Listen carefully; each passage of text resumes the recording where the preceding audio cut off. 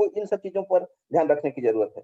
चौथा, अगली बात, पर्याप्त अवसर या सहभागिता हो पाई है कि नहीं, ये भी देखना जरूरी है। आपको ये भी बता दूं कि बच्चा जिस एक्टिविटी को आप करा रहे हैं उस एक्टिविटी में उसका प्रॉपर सहभागिता हुई है कि नहीं, उसको सीखने का हमने अवसर दिया है कि नहीं।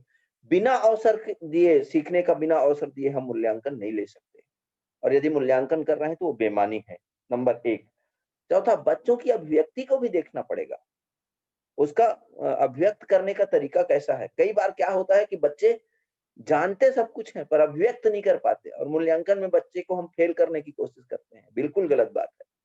तो आपको उसके अभिव्यक्ति के अवसर को भी देखना पड़ेगा। शिक्षक के सिखाने के तरीकों को भी देखना पड़ेगा। यदि कोई बच्चा नहीं सीख पा रहा है, क्यों नहीं सीख पा रहा है, तो हो सकता है बच्चे के सिखाने का तरीका अलग हो। जैसे मैं आपको एक चीज बता दूं, अंधियारखोर के पास एक मरका नाम का गांव है। वहां पर एक हमारे टीचर थे, वो बहुत मेहनत करते थे बेचारे, भयंकर पढ़ाते थे, पर एक भी बच्चा नहीं सीख पाता था। और वो बहुत दुखी रहते थे कि क्यों नहीं सीख पा रहे हैं बच्चे। तो एक दिन हम उनके कक्षा में जाके देखे, तो वो अपना शुरू होते थे तो खुद पढ़ाने लगते थे। बच्चे खेल कूद कर रहे हैं, उनसे कोई मतलब नहीं है, वो उनकी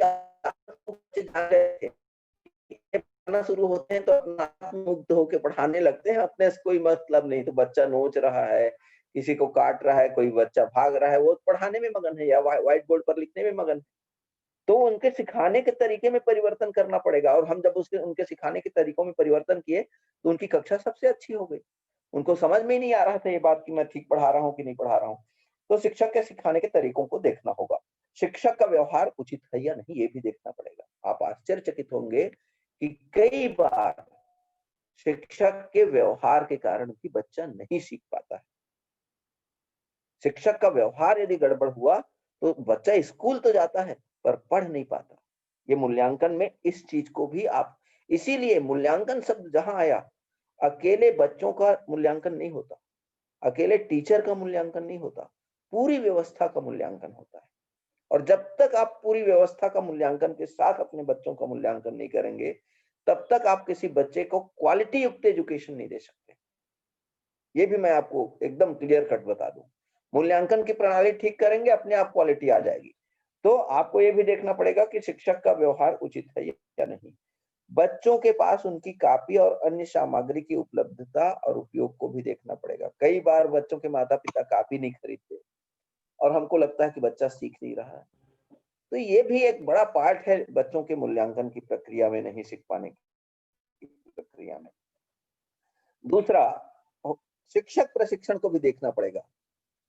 हो सकता है कोई टीचर अच्छा नहीं पढ़ाया, तो ट्रेनिंग ही अच्छी नहीं हुई तो कैसे पढ़ाएगा बेचारा, उसकी ट्रेनिंग की क्वालिटी ही अच्छी नहीं पढ़ाएगा। आपको बहुत आश्चर्य होगा, वर्ण सिखाने की ट्रेनिंग आज तक हम कभी नहीं अच्छे से दे पाते।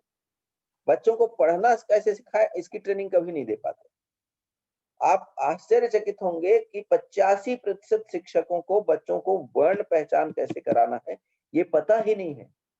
85% बच्चों को, शिक्षकों को, उनकी वैसा प्रॉपर ट्रेनिंग ही नहीं हुआ, तो क्या करेगा कोई व्यक्ति। तो इसलिए उसको भी देखना पड़ेगा। जांच का तरीका भी उचित ना हो सकता है कि बच्चा जो अभ्यास करता है, मूल्यांकन करता है और जो जांचता है उसका, अब जैसे मैं आपको बताऊं, सरकारी स्कूल में यदि आप चल दें, नकल लिखवाएंगे, नकल लिखवाने के बाद टीचर आंख मूंद के राइट राइट राइट मारता है। गलती ही यदि शिक्षक नहीं निकालेगा, का की जगह की लगा दिया या छोटी की मात्रा की जगह बड़ी की मात्रा लगा दिया, यदि बारीकी के साथ टीचर पढ़ के उस पर गोला लगा दे तो अगले टाइम बच्चा वो गलती करना बंद कर देगा। तो आप जो पढ़ा रहे हैं, जो अभ्यास करा रहे हैं, उसको आपके पास जो जांचते हैं, जांच करते हैं, उसका तरीके में ही प्रॉब्लम हो और उस तरीके के कारण बच्चे के विकास में आप बाधक बन रहे हैं, तो आपको अपने जांचने का तरीका भी देखना पड़ेगा। दूसरा, बच्चे का नियमित सालाना आना, घर का वातावरण पढ़ाई के प्रति अनुकूल ना होना। बच्चा रोज स्कूल नहीं आता और आप उसका मूल्यांकन करेंगे तो प्रॉब्लम है। घर का वातावरण खराब है और आप उसका मूल्यांकन करेंगे तो भी प्रॉब्लम है। बच्चे के किए गए कार्यों को न देख पाना और गलतियों को न सुधार पाना वही है। और जिस भाषा में बच्चों को पढ़ाया जाता है वह भाषा बच्चे के समझ में ही ना आती हो। कई बार क्या होता है कि विशेष रूप से छत्तीसगढ़ में दंतेवाड़ा, बीजापुर के क्षेत्रों में बच्चे हिंदी नहीं जानते। आप हिंदी में पढ़ाते हैं, बच्चों की भाषा दोरली गोंडी है, वो समझ में ही नहीं आती। तो 10th क्लास तक बच्चा हिंदी का वर्ण नहीं सीख पाता, कक्षा दर कक्षा पास होता है, पढ़ना नहीं आता। 80% बच्चों को कैसे क्वालिटी आएगी? तो ये भी एक मामला है। और कभी-कभी बहुत से कारण मिलकर बड़ी समस्या का रूप ले लेते हैं। बहुत सारे कारण एक साथ मिल जाते हैं। जिस तरह से यदि बाल के बहुत सारे हिस्से हैं और उलझ गए हैं, तो आपको अलग-अलग करके निकालना पड़ेगा। वैसे ही बहुत सारी समस्याएँ मिल गई, आपको समझ ही में नहीं आता कि बच्चा क्यों नहीं सीख रहा है। तो आप एक-एक समस्या को अलग-अलग करिए, तब आपको समझ में आएगा कि बच्चा क्यों नहीं सीख पा रहा है। तो बहुत सारी समस्याएँ एक साथ मिल जाती हैं, एक जगह इकट्ठी हो जाती हैं और वो बड़ी समस्या का रूप ले लेती हैं। अब प्रश्न ये खड़ा होता है, ये तो आपको कंटीन्यूअस कॉम्प्रिहेंसिव इवैल्यूएशन की बात मैंने बता दिया, पर सवाल ये खड़ा होता है कि मूल्यांकन कैसे हो? तब आपको क्या करना पड़ेगा? तो मैं आपको बता दूँ, यदि आप चाहते हैं कि आपकी कक्षा में सीखने-सिखाने की प्रक्रिया बेहतर तरीके से चल रही है या निर्बाध गति से चलना ज़रूरी है, तो उसके लिए 3 काम आपको करना पड़ेगा। 3-4 काम करने पड़ेंगे। पहला काम तो ये कि उन बच्चों की पहचान करना, जो बच्चे क्या-क्या चीज़ सीख पाए हैं या सभी चीज़ सीख गए हैं, उन बच्चों को चिन्हांकित करना। दूसरा, उन बच्चों की पहचान करना जो नहीं सीख पा रहे हैं। उन्हीं बच्चों में से ये देखना कि क्या-क्या चीज़ नहीं सीख पा रहे हैं। तीसरा, और जब ये 3 चीज़ निकाल लें, तब आपको एक छोटा-सा एनालिसिस करना पड़ेगा। वो एनालिसिस क्या है कि कठिनाई किस तरह की है, कठिनाई का कारण क्या है और कठिनाई का निवारण किस प्रकार हो सकता है। बस ये 3 काम कर लीजिए। कठिनाई किस तरह की है, कठिनाई का कारण क्या है और कठिनाई का निराकरण कैसे हो सकता है। मैं एक छोटा-सा देखिए, एक टीचर कक्षा के भीतर एक टीचर गुणा का कॉन्सेप्ट देता है, कक्षा चौथी है। उसके पास 25 बच्चे हैं। कक्षा चौथी का यदि बच्चा 25 बच्चे हैं और गुणा का कॉन्सेप्ट देता है, तो बच्चे हो सकता है 30 बच्चे हैं, 30 बच्चों में से 20 बच्चे तो गुणा पूरी तरह से हल कर लेते हैं, पूरी तरह से हल कर लेते हैं। पर 10 बच्चे कुछ-कुछ गलतियां कर रहे हैं। मैं आज वो गलती निकाल के लाया हूँ। मेरी कॉपी दिखाई दे रही क्या? थोड़ा-सा देखें तो, या हाँ सर, नहीं दिखाई दे रही? दिख रही है सर। मैं आपको मुँह से बता दूँ। हाँ, हाँ, ठीक है। हाँ, 224 गुणा 18 3,63,672। यस, राइट, दिख रहा है। अब देखो उस बच्चे ने क्या किया, 224 गुणित 18 किया। अब उस बच्चे ने 18 18 चौक 72 किया, पूरा 72 लिख दिया। फिर 18 दूनी 36 किया, 36 लिख दिया। फिर 18 दूनी 36 किया, 36 लिख दिया। एक दूसरे बच्चे ने क्या किया, देखिए मूल्यांकन, अब आप चूंकि मूल्यांकन कर रहे हैं इसलिए बहुत जरूरी है कि इसको पहचानिए आप। दूसरे दूसरे बच्चे ने इसी सवाल को कैसे बनाया, 8 चौक 8 चौक 32 का 2, 8 चौक 32 का 2, हासिल आया 3, 8 दूनी 16 और 3 19 का 9, हासिल आया 1, और 8 दूनी 16 और 1 17 का 7, ऊपर 1792 लिखा है। और नीचे जो पहला दहाई का अंक छोड़ना चाहिए उसको नहीं छोड़ा है और उसने 224 लिख दिया है। ये यहाँ पर देखिए, ये 224 लिख दिया, 224। दूसरे बच्चे ने गलती किया। अब तीसरा बच्चा गलती कर रहा है, 224 गुणित 18। उसने क्या किया, 8 चौक 32 पूरा 32 लिखा, 8 दूनी 16 16 लिखा और 8 दूनी 16 16 लिखा। और यहाँ पर जो एक वो छोड़ना चाहिए, ये जगह छोड़ना चाहिए दहाई वाला, वो दहाई का जगह छोड़ा और नीचे में 224 लिख दिया और जोड़ दिया। आपने सभी बच्चों को गणित की अवधारणा एक जैसे दी। अब ध्यान से सुनिएगा मेरी बात। सभी बच्चों को गणित आपने एक जैसे सिखाया। 30 बच्चों में से 20 बच्चे आपके जैसे ही सीख गए। 10 बच्चे आपके ऐसे जो इस तरह से गलतियां करने लग गए।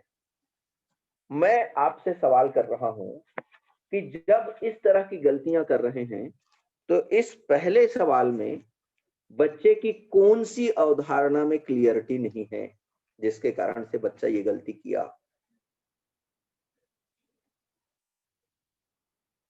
कोई बता सकता है?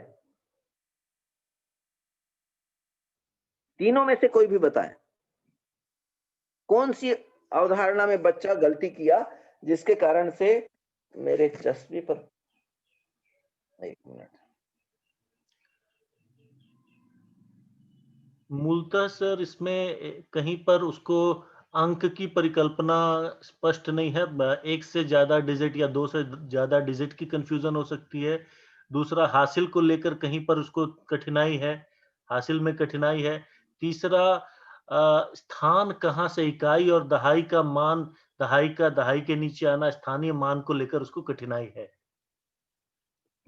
बहुत बढ़िया, एकदम राइट। अब आप पकड़ लिए हैं। तो मेरा क्या कहना है कि आप उन 10 बच्चों के लिए पहला क्या काम करेंगे, कठिनाई किस तरह की है ये पहचानेंगे। तो आप ये मान लीजिए जाए सुनील है यहाँ पर, तो कठिनाई इस तरह की है कि वो सिर्फ पहाड़ा गुणा की क्रिया जानता है और हासिल लेना नहीं जानता। तो यहाँ पर हासिल की क्रिया में गड़बड़ी है। तो यदि ये सुनील नाम का लड़का है, तो मुझको कठिनाई किस तरह की है, तो लिखना पड़ेगा हासिल लेने की कठिनाई है। कठिनाई का कारण क्या है, तो बताना पड़ेगा कि जिस समय जोड़ सिखा रहा था और जिस समय जोड़ सिखाते समय हासिल लेने की प्रक्रिया सिखा रहा था, उस समय बच्चे ने ठीक से नहीं सीखा। अब आपको वापस लौटना पड़ेगा उस बच्चे वहां पर, कहां पर, जोड़ के पास, हासिल लेने के पास, तब आप गुणा में आएंगे। नहीं तो जीवन पर्यंत बच्चा गुणा ठीक से नहीं कर पाएगा, जीवन पर्यंत। ये मूल्यांकन है, सिखाने की प्रक्रिया है। आप तो परीक्षा में रट के भी बच्चा पास हो सकता है, पर यदि आप उसको सिखाना चाहते हैं तो। और आपकी कक्षाओं में ऐसे बच्चे हैं, एक बच्चा ऐसा है कि जो हासिल तो लेना जानता है, पर इकाई इकाई अंक का गुणा किया और दहाई के बाद एक अंक उसको छोड़ना है, उसको छोड़ना नहीं जानता। वो उसको क्या है, इकाई दहाई सैकड़े का स्थानीय मान सीख चुका है, पर कहाँ पे कब कैसे रखना है इसकी अवधारणा अस्पष्ट है, इसलिए गलती कर रहा है। आपको वहां जाना पड़ेगा, तो कठिनाई का कारण खोजना पड़ेगा, अब उसके निवारण का उपाय भी खोजना पड़ेगा। और तीसरे तरह का बच्चा ये है, तब आप देखिए, तब आप किसी बच्चे को सिखा सकते हैं, मूल्यांकन कर सकते हैं। मैं आपके सामने इसीलिए बड़े मेहनत से सुबह से ये सवाल बना के आया हूँ, क्योंकि अब पढ़ाना प्राइमरी लेवल पर अभी बहुत, तो जब कभी जाता था तो ध्यान आ गया मेरे को, ये बच्चे गलतियां करते हैं। तीसरी गलती मैं आपको बता रहा हूँ, अभी टीचर भी करते हैं। 416 हमने लिखा और इसका भाग 4 से दिया। ये देखिए 416 का भाग 4 से दिया, तो नहीं, हाँ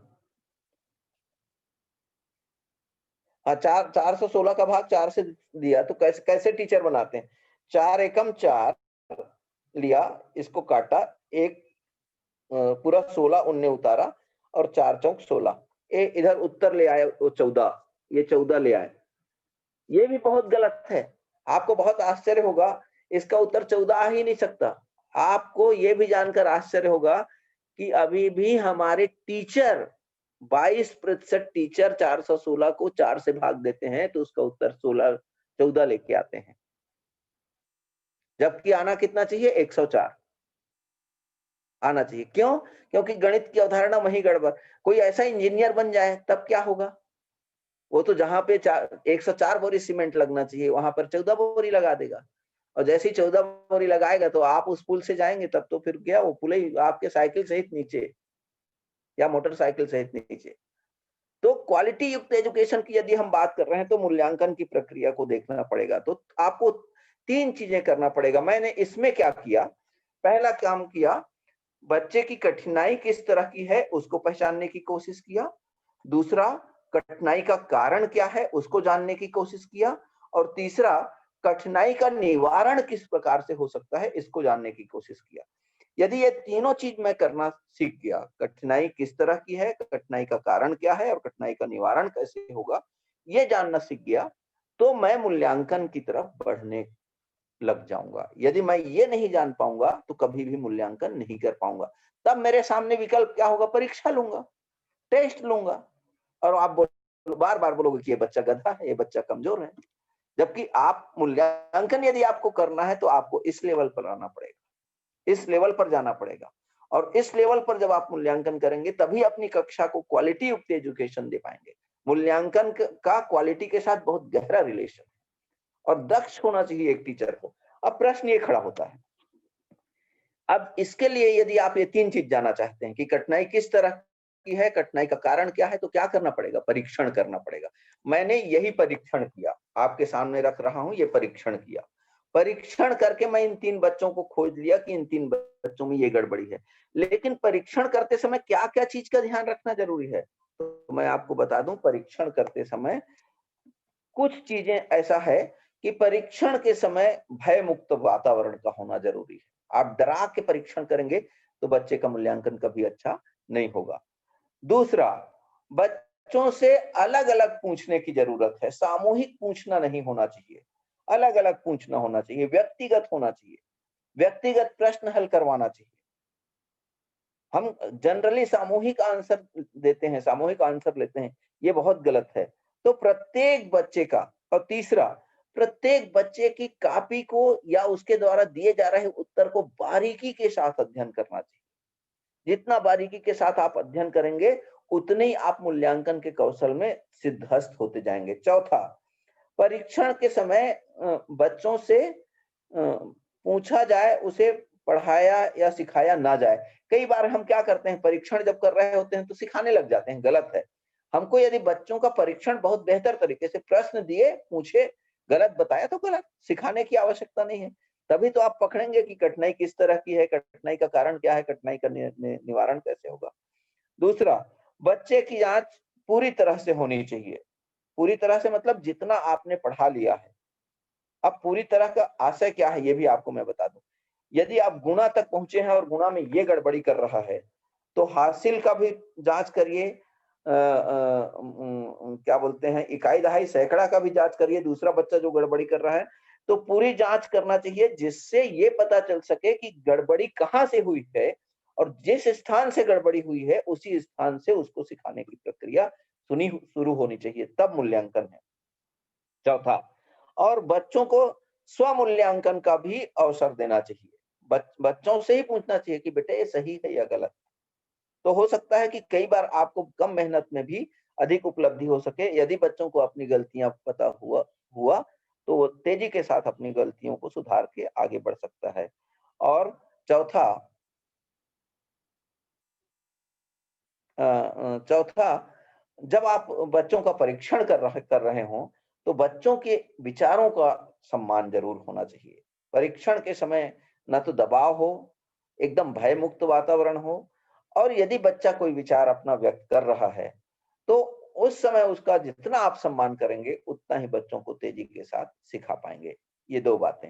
अब प्रश्न ये खड़ा होता है कि आपको यदि निदान करना है, आप बच्चे का कठिनाई किस इस तरह की है ये जान गए, कठिनाई का कारण क्या है ये जान गए, तो फिर कठिनाई का आपको अब निवारण भी करना पड़ेगा। तो निवारण करने के लिए आपको कुछ ना कुछ एक्टिविटी बनानी पड़ेगी।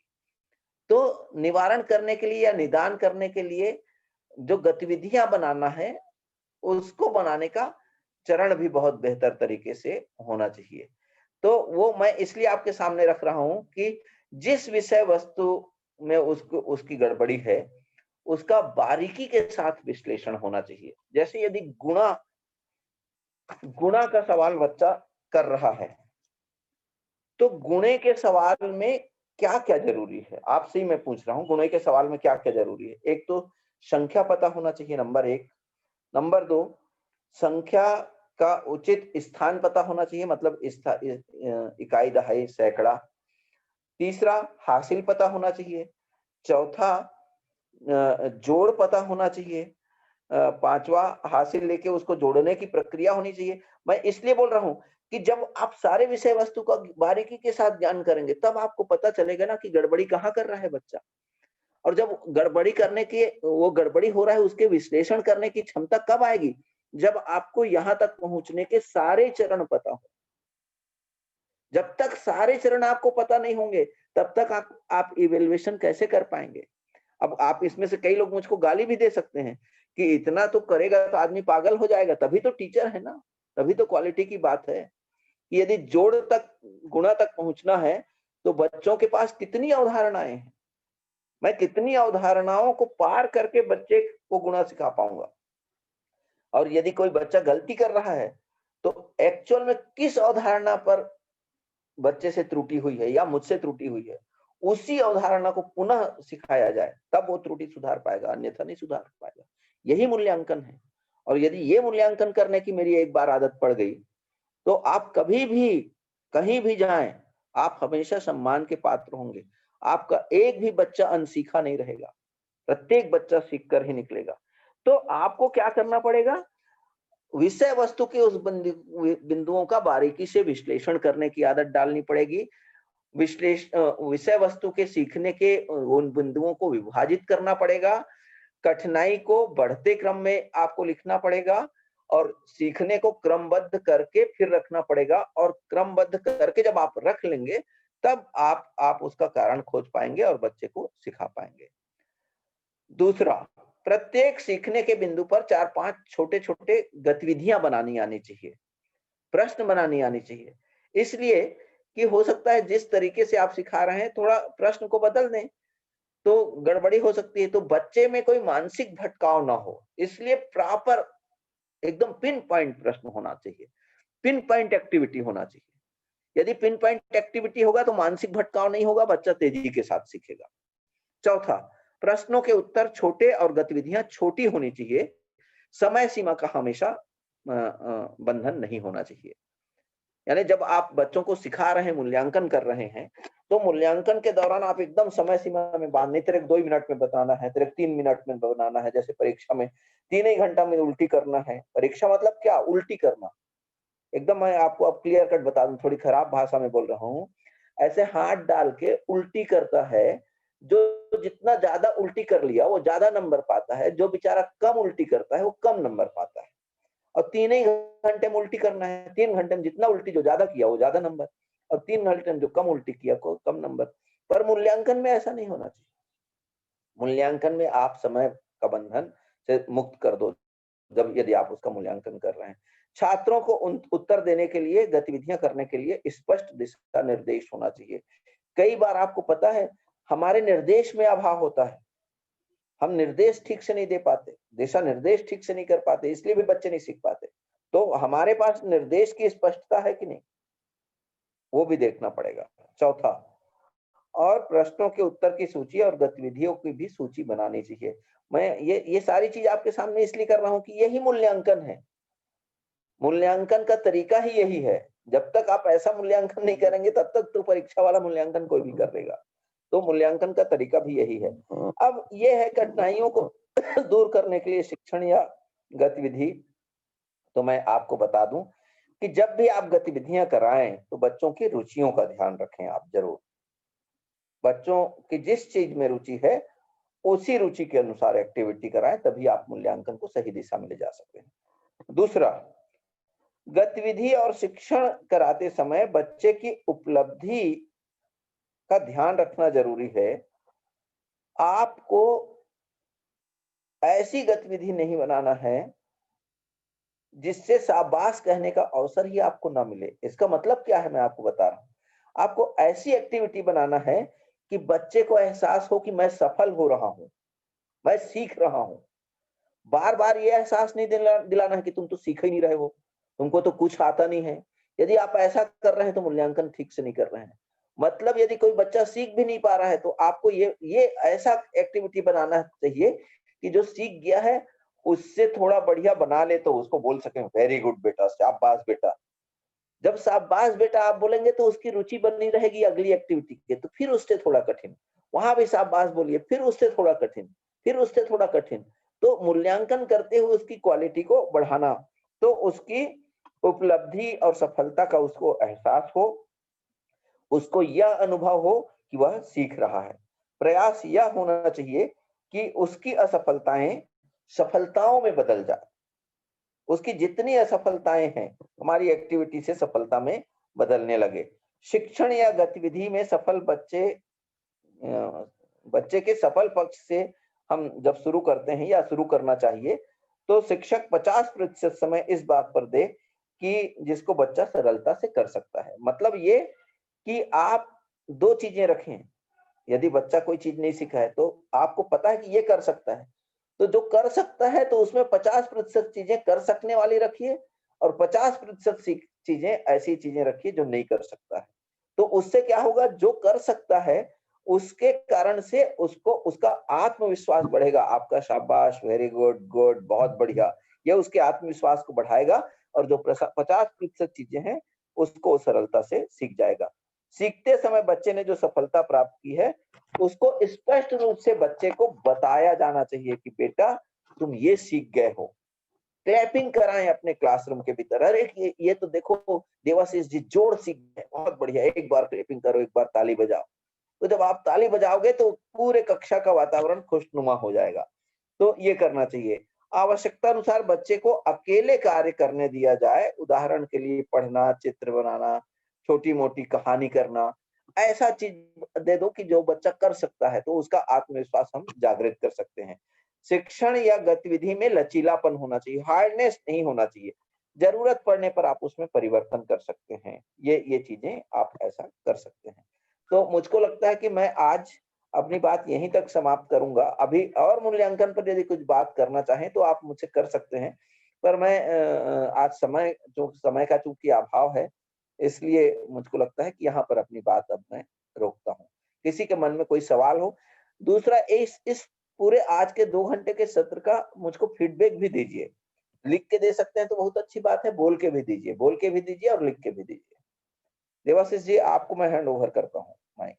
Thank you sir, thank you. काफ़ी शानदार और काफ़ी वैल्यू ड्रिवन सेशन रहा और काफ़ी कीनली आपने इसमें ये बताया कि कैसे मूल्यांकन जो होता है पूरी व्यवस्था का होता है। व्यवस्था में बच्चे का परिवार, बच्चे का लालन-पालन, उसके समय बिताने की व्यवस्था, उसके विद्यालय का माहौल, उसकी संगति, उसके पढ़ाने वाले शिक्षक, उसके लिए बनाए गए पाठ्यक्रम, उसके लिए बनाई गई पुस्तकें, उसको पढ़ाने के लिए उपलब्ध संसाधन और इन सभी के समन्वय को जब लीड करता है एक नेतृत्व की तरह शिक्षक और एक दिशा में बढ़ता है, तो वह मूल्यांकन करता हुआ गुणवत्ता शिक्षा की ओर बढ़ता चला जाता है। तो बहुत सुंदर से आपने कड़ी जोड़ी है और मेरे तो लगता है ऐसे कि मतलब आंखें खोल देते हैं जब भी आपसे मतलब क्लास लेते हैं तो लगता है आंखें खुल रही हैं और बहुत कुछ सीखने को मिलता है। और इस पे मेरा निवेदन रहेगा कि यदि आपका मुझे लगता है अगर आपका कोई लेख वगैरह भी हो सर इस पे अगर कोई पुराना, तो हमें उपलब्ध कराएँगे। जो हम अपने ज्ञान-दूतों के साथ साझा करना चाहेंगे कि ये क्योंकि ये एक दिन में ये सारी सोच किसी नए लर्नर के दिमाग में घर कर जाएँगी, ये भी कठिन है। यह प्रयास और प्रयोग का विषय है। तो इस पे प्रयास एंड प्रयोग को भी हम कैसे फलीभूत। एक एक छोटा निवेदन ये कर रहा था कि जी सर। मैं तो अभी थोड़ा, देखिए, व्यावहारिक पक्ष आपके सामने अभी रखा हूँ, जी सर, जी सर। सैद्धांतिक पक्ष आपके सामने रखा हूँ। जी सर। व्यवहारिक पक्ष नहीं रख पाया क्योंकि समय अधिक हो गया। ये एक्चुअल में 2-3 दिन का ट्रेनिंग है, इसको समेटना पड़ गया। बिल्कुल तो सर। यदि नेक्स्ट संडे या कभी भी जब आपको समय हो तो परफेक्ट। इसके व्यवहारिक पक्ष पर भी अपन बात कर सकते हैं। और व्यवहारिक पक्ष पर ज्यादा नहीं, वो 40 मिनट में हो जाएगा। 40 मिनट में व्यवहारिक पक्ष पर बात करके बता सकते हैं कि क्या तरीका अपने साथ ही अपनाए ज्ञान दूत, कि जिससे इनके इनके बच्चों का मूल्यांकन आसानी के साथ किया जा सके। तो एक मैं डायरी लिखने का इनको तरीका बताऊंगा, उस बिल्कुल। तरीके से ये अपने सारे बच्चों को बहुत होशियार बना सकते हैं। बिल्कुल सर, तो तो अगले रविवार के लिए हम आपसे निवेदन करते हैं कि हमको 1 घंटा समय आप इसके प्रायोगिक पक्ष पे दें, क्योंकि उससे ज्ञानदूतों को अच्छा खासा आज उनको दिमाग में एक बीज मिल गया कि मूल्यांकन को समझने का रास्ता आज सूत्रपात हो गया। तो अगर व्यवहारिक पक्ष को आप अगले रविवार को ले लें या अपनी सुविधा अनुसार आप जैसा बताएँगे, तो हमारे लिए जी, सौभाग्य होगा सर। बिल्कुल सर। जरूर जरूर जरूर एक टिप्पणी आई है जरूर। सर कि बहुत ही बारीकियां बच्चों को समझने और समझाने के लिए आपने सिखाया। तो बहुत-बहुत धन्यवाद आपका। आपने मतलब शब्द कम है सर आपके, आप जो हमें सिखाते हैं, जो बताते हैं उसको मतलब चिह्नित करने के लिए, उसको सूचित करने के लिए शब्द हमारे पास कम पड़ जाते हैं और आपका जो अनुभव है वह विराट है। और आपकी कृपा दृष्टि, आपकी छत्र छाया ऐसी ही बनी रहे, मार्गदर्शन हमें मिलता रहे। और सर ने मोतियाबिंद का सर का कुछ दिन पहले ऑपरेशन हुआ और उसके बाद भी हमें समय दिया है। हम कृतज्ञ हैं और करबद्ध होकर आपको धन्यवाद देते हैं और बहुत-बहुत धन्यवाद सर। बिल्कुल। मैं एक छोटा निवेदन कर रहा हूँ, यदि जितने लोग हैं इन सारे साथी लिख कर दे सकें कि आज का ये ट्रेनिंग कैसा लगा। आप सब लोग लिख लिख सकें तो कहाँ कोई अनुपयोगी बात हुआ हो या कौन-कौन सी बात आपको उपयोगी लगी, आप अपनी कक्षाओं के भीतर कर सकते हैं, नहीं कर सकते। इन चीज़ों को सब लिख के यदि आप डाल सकें ज्ञानशाला पे तो बहुत अच्छा होगा। मुझको भी अपने ट्रेनिंग सबसे बड़ी बात है कि देवाशीष जी और विनोद सिंह जी दोनों साथियों को मैं बहुत ही सम्मान करता हूँ, इसलिए सम्मान करता हूँ कि आज सरकारी तंत्र में भी हम लोग काम नहीं कर पा रहे हैं। आप तो सेल्फ तरीके से मोटिवेट होके इतने सारे लोगों को जोड़ रहे हैं। तो आप वंदनीय हैं, आप दोनों प्रणाम के योग्य हैं। मेरा तो छोटा-सा काम है, बोलने का काम है, आके बोल दिया। चूँकि और कोई मैं स्पेशल मेरे को कहीं से कोई मिला नहीं है, सब कुछ इसी दुनिया, इसी मानव से सीखा हुआ हूँ। तो जो चीज़ सीखा हूँ, वो आपको ध्यान दे दिया हूँ, इसमें मेरा कोई योगदान नहीं है। एक्चुअल योगदान आप लोगों का है, जो इस तरह से परिश्रम कर रहे हैं। तो मैं सभी का धन्यवाद, लेकिन फीडबैक देने से ट्रेनिंग को सुधारने में ज़रूर फ़ायदा होता है। ये मेरा मानना है क्योंकि मैं अभी हमेशा कोशिश करता हूँ कि मैं कहाँ गलतियाँ किया मेरी कौन-सी गलती से मेरी ट्रेनिंग गड़बड़ा गई, मैं सीखते रहता हूँ। तो सभी से निवेदन है कि इस ट्रेनिंग का पूरा फीडबैक ज़रूर दें। Thank you so much sir. बिल्कुल थैंक सर, यू। बहुत-बहुत धन्यवाद सर। और हम विनोद सर से भी आग्रह करेंगे। विनोद सर हमारे बहुत ही सबल मार्गदर्शक हैं और बहुत ही बहादुर, मतलब जिस बहादुरी के साथ हम लोग इस कार्यक्रम को लेके बढ़ सकें, उसमें विनोद सर का बहुत ही महत्वपूर्ण रोल रोल है, जिसको शब्दों में नहीं बयान कर सकते। और हम दोनों मिलकर कोशिश करेंगे और ज्ञान दूतों से निवेदन करेंगे कि लिखित हम आपको इस पर फीडबैक ग्रुप में डालें सर। धन्यवाद सर। जी, धन्यवाद। ज़रूर, ज़रूर। ओके, धन्यवाद सर और बहुत-बहुत नमस्कार सर आपको। और नमस्कार। ये कहिए कि सर आप जैसे लोगों से ही हमारा मनोबल बढ़ा हुआ है और ये छोटा-सा प्रयास जो हमारे तरफ से होता है, उसमें आप लोगों के, आप गुरुजन लोगों का ही बड़ा मार्गदर्शन और मॉडल सपोर्ट कहिए रहता है, आप प्रेरणा आप लोगों के से मिलती है, उस पे करने का प्रयास रहता है। और देवाशीष सर तो हमारे गाइड एंड फिलॉसफर सभी हैं अभी। और निश्चित तौर पे देवाशीष सर के तुलना तुलना क्या कहें कि वो जो समय देते हैं वो मैं बहुत अपने आप को बोलूं कि अल्प से अल्प मैं कर पा रहा हूँ, फिर भी कोशिश जारी है सर। वही आपसे क्या कुछ बोले, आपके सामने बोलने के लिए हमारे शब्द मिल नहीं पाता कि हम कौन से शब्द का उपयोग करें। बस इतना ही है कि हृदय से आपका, पूरे हमारे टीम की ओर से हृदय से बहुत-बहुत आभार सर। धन्यवाद, थैंक यू। नमस्कार। नमस्कार। विनोद सिंह जी और देवाशीष जी आप दोनों बहुत महान हैं क्योंकि बहुत श्रम कर रहे हैं। मैं आपको एकदम सैल्यूट करता हूँ दिल से, दिल अरे! से। बिल्कुल। Sir thank sir you. आपकी कृपा बनी रहे। बहुत-बहुत धन्यवाद सर। और नया साल शुभ हो और कल्याण की ओर हम बढ़ें, मानवता का भी कल्याण हो और आप स्वस्थ रहें sir. Thank you, thank you, जी thank sir. You, thank you.